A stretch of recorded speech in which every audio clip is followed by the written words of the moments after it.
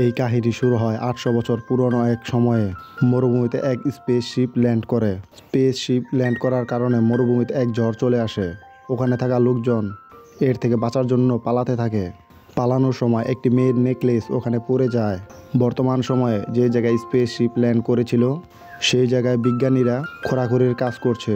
তখন একটি ছেলে ওই মেয়ের নেকলেস খুঁজে পায়। তখন এক প্রফেসর জানায় এই নেকলেসটি অনেক বছরের পুরনো, এর দাম কয়েক মিলিয়ন ডলার হতে পারে।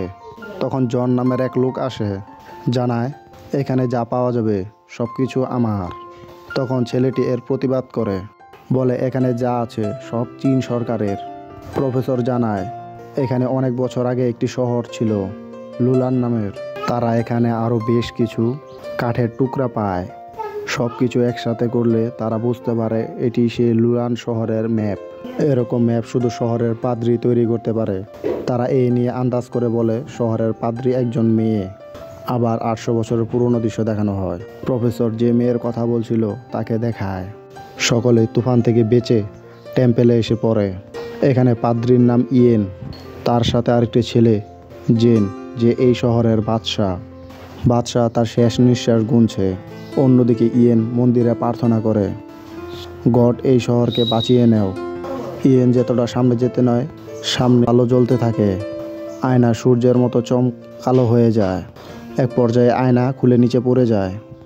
বর্তমান সময়ে ট্রেনের মধ্যে আর প্রফেসর শহর থেকে পাওয়া সকল জিনিস একত্র করে দেখছিল। তারা এই জিনিসটা জানতো না যে তাদের পিছনে কেউ একজন লোক লাগিয়ে দিয়েছে। এটি হলো সেই লোক যে প্রথমে তাদের সাথে ঝামেলা করতে চেয়েছিল। সে তার লোক পাঠিয়ে দিয়েছে সব কিছু যাতে তার কাছে থাকে। চীন সরকার পুরনো কোনো কিছু খোঁজ করলে এর জন্য বিশাল পরিমাণে অর্থ উপহার হিসেবে দেয়, যা ওই লোকটি নিতে চায়।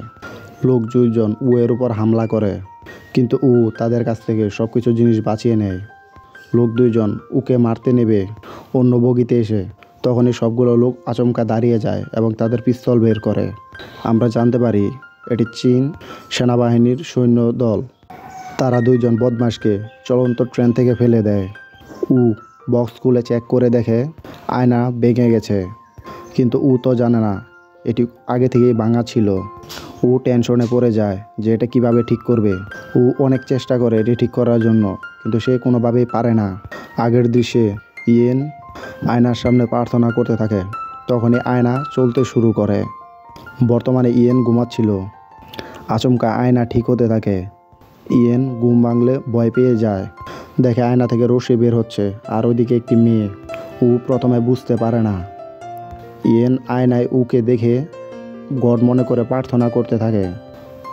আয়নায় কাউকে দেখে পিছনে ভালোভাবে খেয়াল করতে থাকে বোঝার জন্য যে কি হচ্ছে। বুঝতে পারে দুটি সময় একসাথে হয়ে গেছে।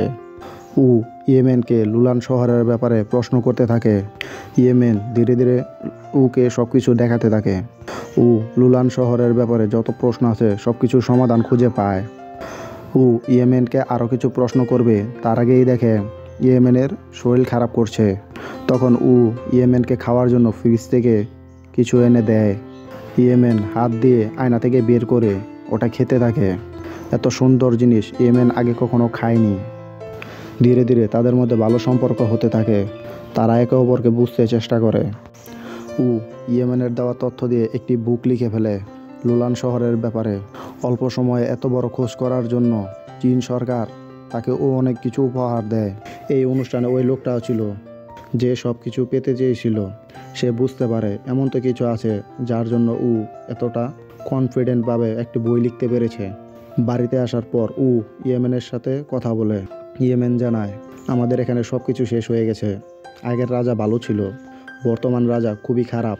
সে তার ভাইয়ের সাথে বিশ্বাসঘাতকতা করে রাজ্য হাতিয়ে নিয়েছে। ইয়েমেন আরও জানায় বর্তমান রাজা তাদের পৃথিবীতে আসা গডকে মারতে চায়। বুঝে যায় ইয়েমেন এলিয়েনের ব্যাপারে কথা বলছে। তাদের এরকম কথোপকথন বাহির থেকে কেউ একজন দেখে ফেলে। কেউ একজন এর সাথীকে উঠিয়ে নিয়ে যায়। এই কাজটি জন করেছে। জন এর সাথীর কাছ থেকে সব কিছু জেনে যায়। এইদিকে ইয়েনের সাথে কথা না বললে তার ভালো লাগে না। সে ধীরে ধীরে ইয়েনকে পছন্দ করতে শুরু করেছে। তার সাথে গল্প করা, সারাদিন কথা বলা, ইয়েনকে গল্প শুনিয়ে ঘুম পাড়ানো, ইয়েন ঘুমিয়ে গেলেও তাকে দেখা উয়ের নিত্যদিনের কাজ হয়ে গেছে। সেই স্বপ্নে ইয়েনকে দেখতে পায়। জনের লোকজন উয়ের বাড়িতে চলে আসে, কিন্তু ও আগে টের পেয়ে যায়। তাই ও আয়না নিয়ে জানলা দিয়ে বাহিরে চলে যায়।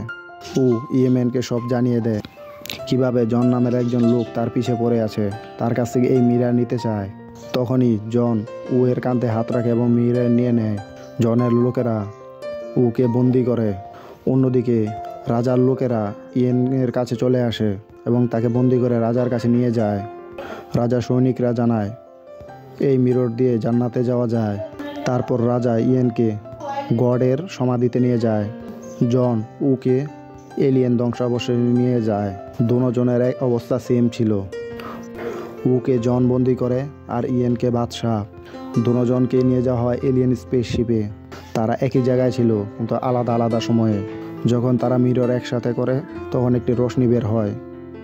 দুজন একই জায়গায় থাকায় একটি টাইম ট্রাভেলের মতো সিন ক্রিয়েট হয়, যেখানে তারা দুজন সামনাসামনি হয়ে যায় এবং একে অপরকে জড়িয়ে ধরে। আমরা এ দেখে বুঝতে পারি ইয়েনও ওকে ভালোবাসতে শুরু করেছে। এ দেখে জন উয়ের ওপর গুলি চালিয়ে দেয়, যা উয়ের কাঁধে লাগে এবং নিচে পড়ে যায়। তাকে বাঁচানোর জন্য তার সাথে এগিয়ে যায়। অন্যদিকে রাজা ইয়েনকে পিছনে সরিয়ে নেয়। পোর্টাল বন্ধ হওয়ার আগে রাজাও তার কিছু সৈন্য এ জগতে চলে আসে। এসে জিজ্ঞাসা করে এটাই কি জান্নাত? তখন জন হাসতে বলে হ্যাঁ, এটাই জান্নাত আর আমি তোমার গড।